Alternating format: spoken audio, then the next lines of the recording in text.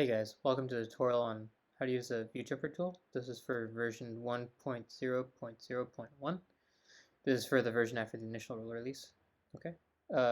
In this version, we did a couple upgrades. One of them was we refined the filter, so now it supports multiple word searches.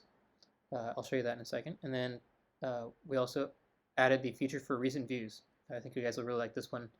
You're able to track the last 20 views you're in, and then you're able to jump to those. So you'll no longer have to tab or shift tab for the open view that you had open before and you couldn't find it.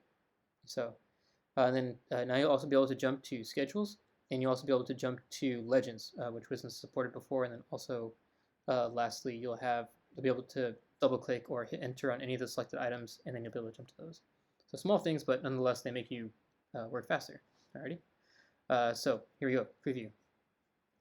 So we're going to hit add-ins, and we're going to hit view jumper. And you're going to notice that our recent views is empty. I'll show you that in a second. Okay, and then for the filter, if we do, for example, view level 1, okay, so there was an issue for that before, and now they come up correctly where you get viewport level and the number 1. All right, and then we'll go ahead and jump that one to start it off. And then let's say, for example, later on in the project, we do level 1, level 2, we go to the site, we open up the kitchen, and then building, we go to type, or sorry, typical wall section, and then we'll hit a schedule perhaps, and then we'll do plans and A105, okay? So we had it all, or we went through all those views, right? And now we had to go, if we want to go back to the first view we had open, right? We would usually have to Control-Shift-Tab to get there. Or we'd have to, scroll through in the project browser to find it again and then double click it.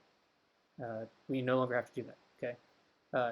With the view jumper tool, now you'll see all of your plans, or all of your views that you recently opened in chronological order. So the one before you were on A105, you were on A102, and then before that you were on the schedule, and then the wall section and building section, and so on and so on and so on and so forth. Okay, and of course you can jump to any one of those as you want. And they're on level 2, and if we hit our button again, we can jump to site plan. And yeah, so these are all features that make you move a lot faster through Revit, and I hope you guys enjoy them. Alrighty guys, I'll see you guys on the next one.